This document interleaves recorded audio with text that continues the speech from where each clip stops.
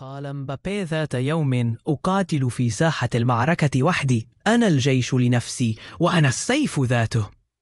ويبدو أن السيف انكسر والجيش تاه والمعركة خسرت، لأن النتيجة كانت برشلونة 4 ريال مدريد 3. نعم يا سادة، لقد فعلها برشلونة مجددا، والضحية مبابي الذي أصبح رسميا أول لاعب في تاريخ الكلاسيكو يخسر 4 مباريات في أول موسم له. يا له من إنجاز! لو كانت الهزائم توزع في حفلات الجوائز لحمل مبابي الكرة النحاسية لا الذهبية. أما حمدون مشجع ريال مدريد المخضرم فقد دخل المباراة ولديه 3 خطط دفاعية ليس للفريق بل لحفظ ماء وجهه بعد النتيجة. الخطة الأولى: إذا فاز ريال سيقول: فزنا عليكم في أسوأ مواسمنا وأخذنا الكأس على ظهوركم.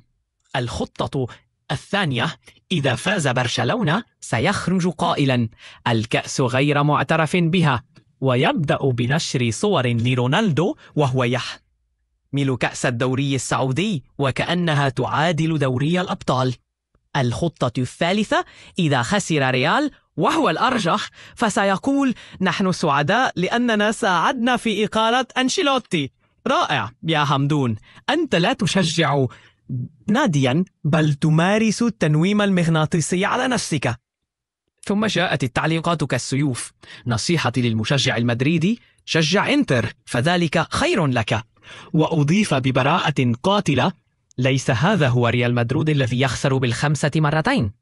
وفي لحظة تأمل فلسفية كتب: 3 أشياء لا قيمة لها في هذه الحياة: صيام بلا صلاة، والأكل قبل النوم، وأهداب مبابي.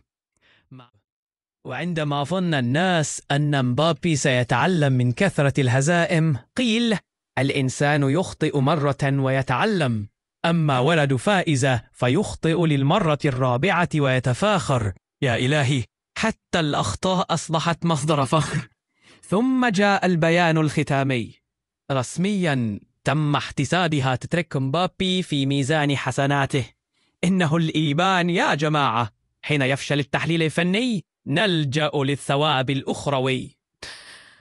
أما برشلونة فلا تعليق، 4 انتصارات متتالية على ريال مدريد في موسم واحد. لم يكتفوا بضرب ريال بل دقوا الطبول على رؤوسهم.